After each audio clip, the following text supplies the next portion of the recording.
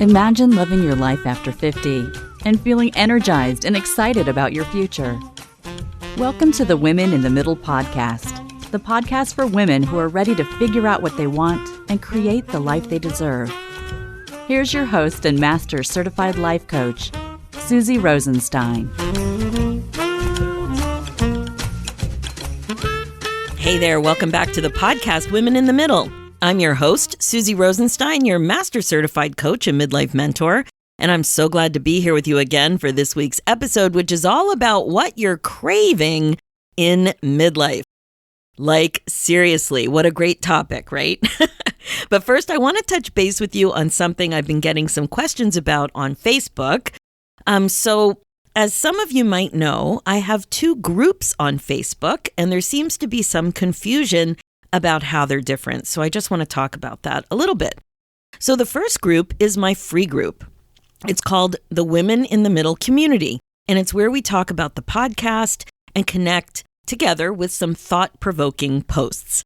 You also get updates when I'm promoting something as well. And this is a large free group, and there are questions that you're asked to answer before you're admitted. And if you don't answer the questions, you won't get admitted. Now, they're not complicated questions, but like one question is about age and where you heard about the group. One question is about if you want to be on my mailing list or not. And the third question is about why you're joining. So it's like give and take. I give you a free group and a free podcast, and I use these questions to help me understand who is interested in my message and my work, like the answers to the questions. And then it all helps me understand how I can help you the most. Then there's my second group, the Finally First Club. This is a paid coaching group, and it's my midlife membership. And if you're a regular listener of the podcast, you've heard me talking about this opportunity before. Now, the Finally First Club is a great option if you're looking for more support and coaching than you would get in a free group. For example, it's way smaller, and you actually get coaching in a Zoom room format. You get more intimate Facebook community. You get access to me as your coach and also in the Facebook group, and you get monthly lessons dropped to you in your private membership portal once a month, videos, workbooks, that sort of thing. They're do-it-yourself DIY format, so you work on them as you have the time to do so. And the best way to get the most bang for your buck is to actually schedule in the time. So there's a calendar, you know when all the live calls are, you know when your monthly lesson's going to drop, and you could just see what you want to participate in during the month, schedule it in, decide when you're going to work on your do-it-yourself portion, the lessons, and away you go. That's how to get the most out of it. Now, this combination of coaching, community, and connection, this is what really helps you apply the lessons you're learning in the podcast. So in the podcast, like today, we're going to be talking about craving. You're going to learn a lot. And that will just get discussed in one way, sharing anecdotes and some prompts in the free Facebook group. But the way you learn how to apply these lessons really in your life and get the coaching that you need to really understand what you're thinking, that is what's going on in paid coaching opportunities like the Finally First Club. So it takes your mindset work and personal development as an amazing midlife gal to a whole other level. And you're going to absolutely see a shift in the way you think and your ability to get clarity on what you want in your next chapter and know exactly how to make that happen. You become what I like to call a first lady because you finally know how to stop waiting for your life to get exciting and instead put yourself first and create your exciting life. So if you're interested in becoming a first lady yourself, head over to www.iamfinallyfirst.com and join. We are waiting for you on the other side. So like I explained, there's a big difference in the two groups, and the bottom line really is coaching and direct access to me, your master coach, in a coaching program. So if you want direct access, if you want coaching, you really should join the Finally First Club. If you're serious about change, regret-proofing your life, and really changing your ability to master mindfulness so that it helps you be more intentional about your midlife, then you're definitely going to want to join the Finally First Club or sign up for some private coaching. It's a whole different program than what you get in a free group. A free group isn't a program. It's a great way to connect It's a great way to become introduced to, the way I work.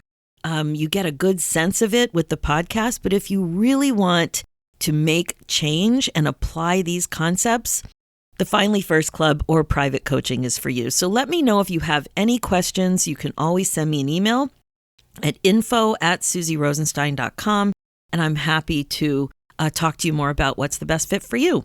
Okay, there you have it. Lots of options, lots of ways to connect.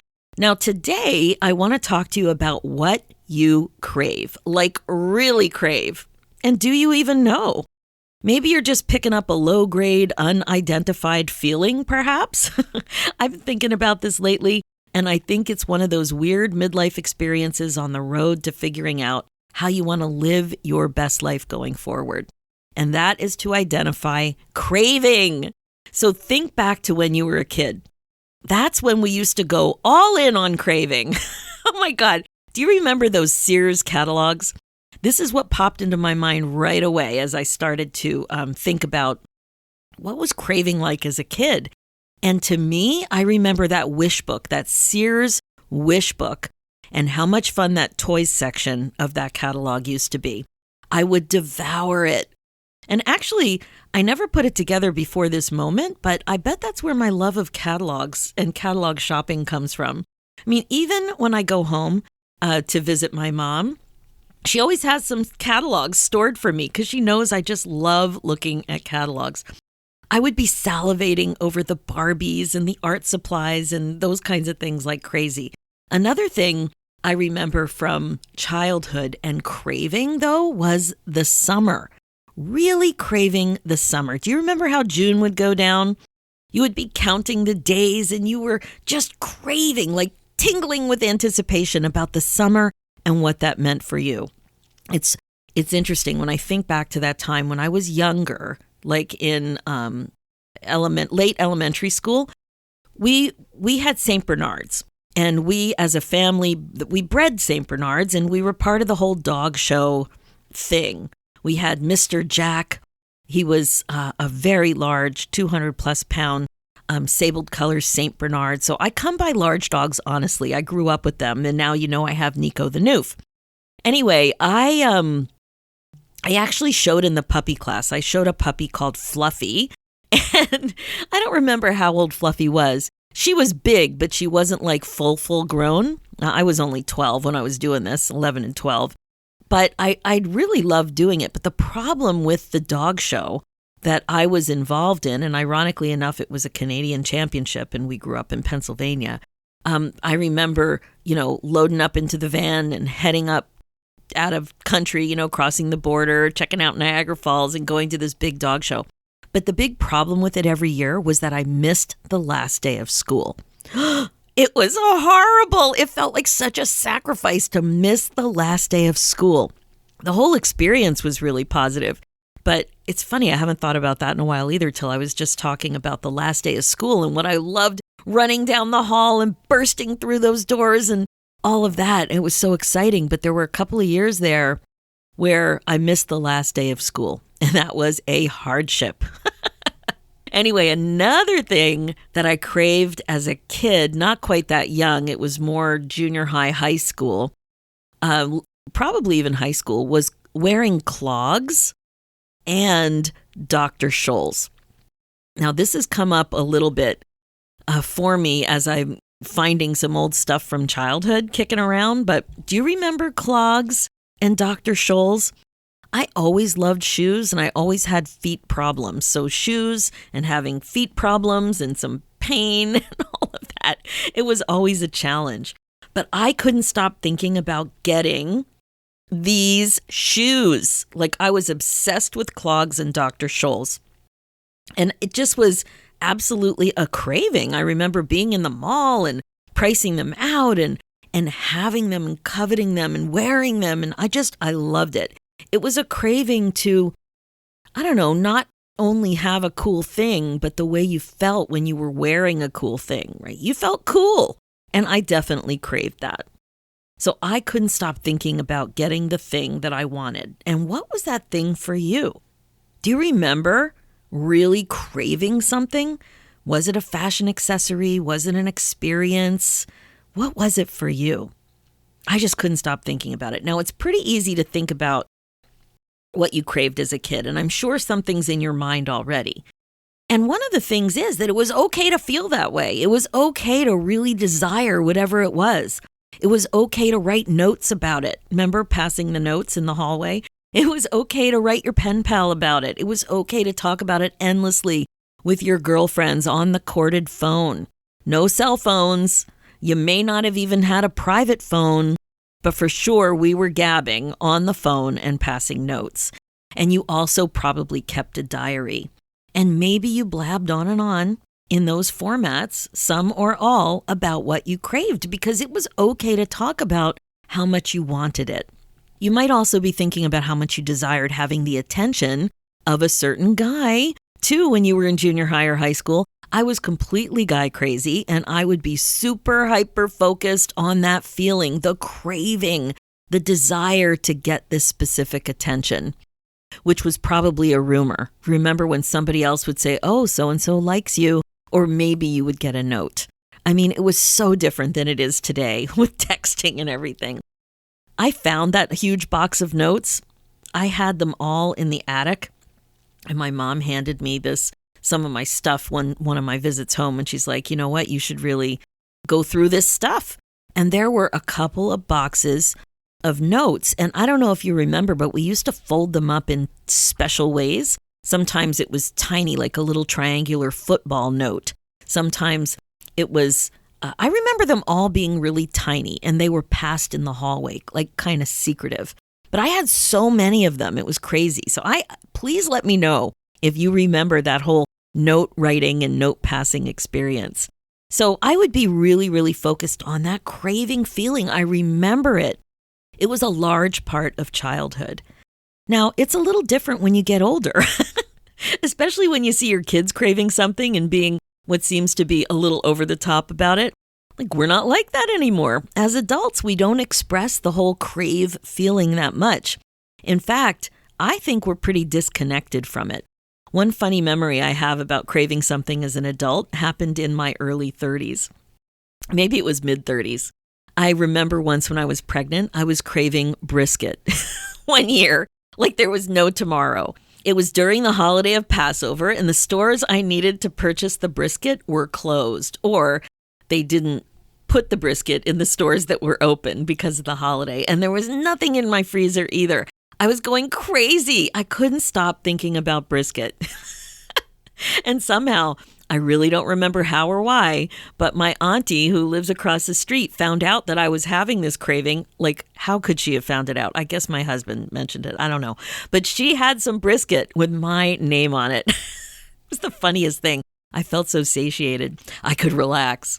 While this funny little memory might also be a little embarrassing, which it is, it's really not what I'm getting at now. I'm coming at the whole crave thing at a little bit of a higher level, a more significant level.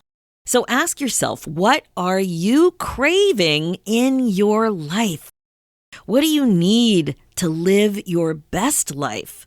Not just a guess, not just a hope and a prayer. It's your insight about what you need. Are you with me? Most times of the year, it's not that difficult to find some brisket or some other food that you love. But this type of craving is different and often a little more complex to sort out. Like I said, in midlife, you don't often identify the feeling as a craving.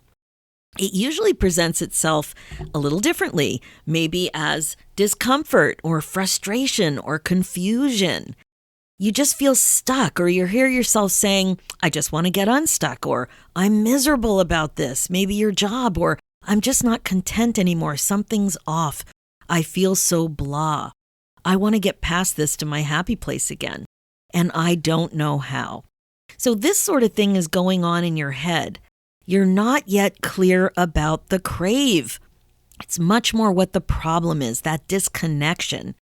But my friend, it's there. Hiding underneath the surface of your awareness. I know it may not seem like you know, but I believe you know more than you think. I've seen it time and time again with amazing women in the middle. Women just like you. And that's exactly what I can do with you as your coach. Shine a light on your thoughts to help you find out what you crave. And I love this job like nobody's business, I have to tell you. So that's my question for you today. If you're feeling stuck, don't just stop there feeling all frustrated and confused. Ask yourself what you crave. Here are some synonyms for crave, just to get your mind more around the concept. Long for, yearn for, hunger for, thirst for, dream of, aspire to, set one's heart on, have as one's aim, have as one's goal, seek, be bent on, desire, want, hope for, hanker after, wish for, sigh for, pant for, pine for, lust after, covet. I actually love the idea of you panting for the life that you want in your next chapter. Wouldn't that be great? That reminds me of childhood in June with that end of school being near, running down that hallway to the doors, bursting outside and feeling so free about the summer ahead, like I mentioned.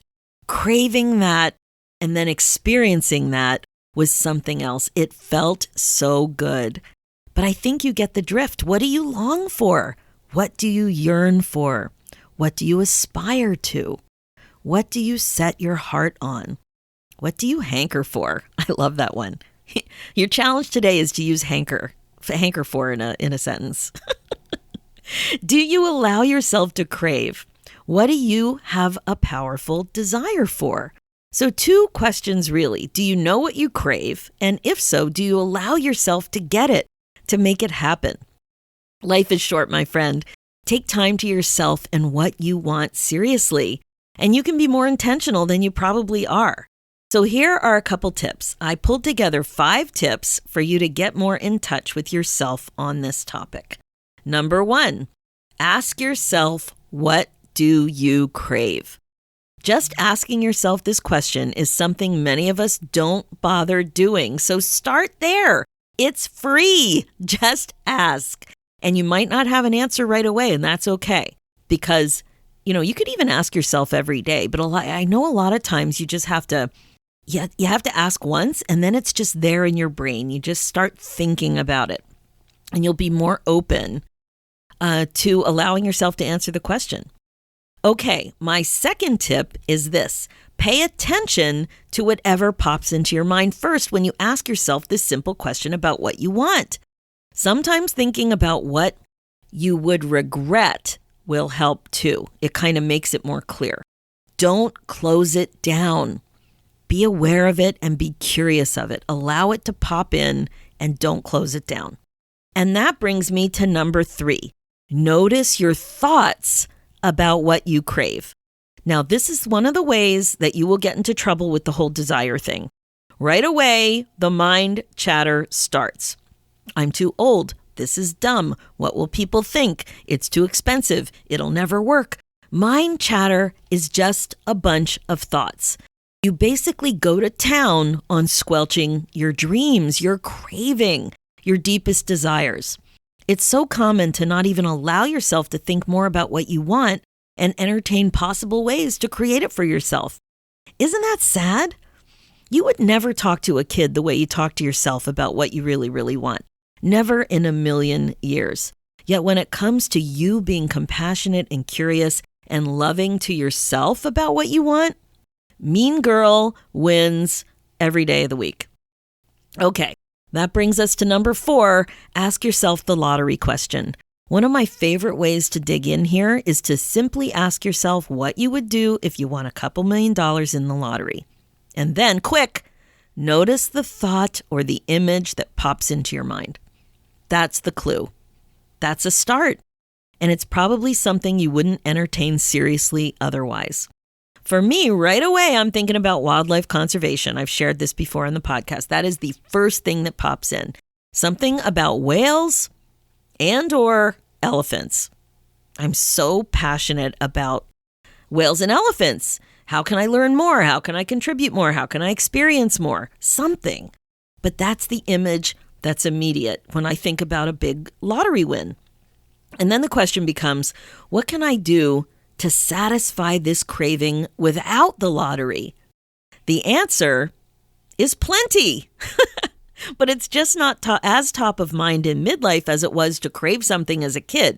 Back when we were kids, it was like vibrating in every part of our being, right? Every part of your being, every pore. It was vibrating and it was okay. Very different than the way things are for us now in midlife. And tip number 5, sneak up on your craving by looking at your Pinterest boards. What are you always looking at? What are you collecting images of? And what are you looking for ways to be more inspired about? For me, it's always 2 things. First, some kind of unique eco gardening, something with repurposing materials in the garden or some kind of a special way to integrate gardening into the house, like bringing the outside in, or something about using some garden materials and outdoor art or having a gardening path, like a path in your garden that's super creative. Like, I don't know, always something like that. And second, something to do with ocean and artful living, like living by the sea, using the sea as an inspiration for art, using the colors of the sea in design, vacationing by the sea, being on water, something like that, always. These boards are clues to what I crave more of in my life. More nature. Right? When I'm land-based, it's always about the garden and screen porches and making it more beautiful and bringing the outside in some way. And the ocean and artful living. I totally crave that sort of thing in my life more. What does that mean? What does that mean for me? What do your boards tell you about what you really want? What do you crave more in your life? Now, I have a choice. I can lean in and embrace these cravings, or I can ignore them. You have the same choice. Do you want to have more of what you crave in your life going forward in your next chapter, or less? It's really that simple. Like so much of what we do here in the Women in the Middle podcast, it's really about self-care. Being more intentional about what you want, committing to creating what you want on purpose. It all starts with your thinking. It's so important to know what you're thinking about what you're craving. Are you allowing it? Or are you dismissing it? Either because you don't value it or you're too busy putting everyone else and their own cravings and desires before yours. Now, I may be a little biased, but I think it's time to put yourself first. Will you regret not having more of this in your next chapter, whatever it is? Ignoring it is also a choice. You have to own that too. So think about it. Start with these quick and easy tips. 1, ask yourself what you crave. 2, pay attention to your thoughts, especially the first ones that pop in. 3, notice your judgmental thoughts about what you crave. 4, learn from the lottery question. And 5, use your Pinterest boards as clues. Let's bring back the crave.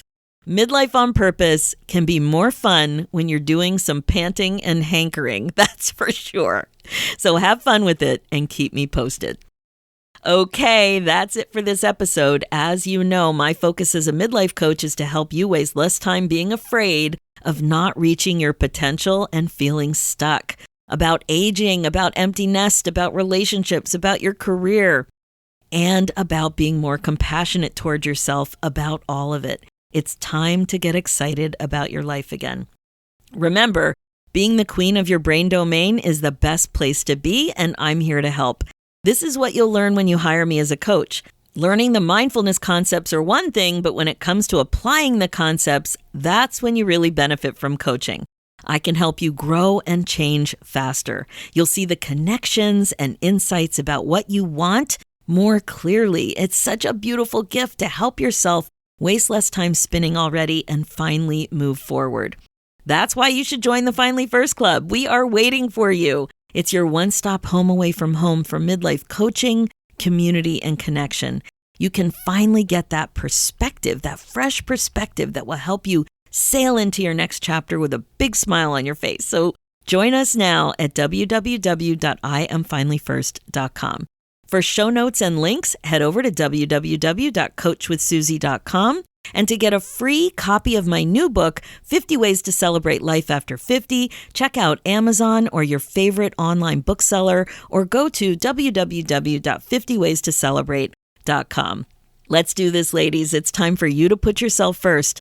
Life is too short to waste time feeling stuck. Thanks so much for listening, and I will talk to you next week.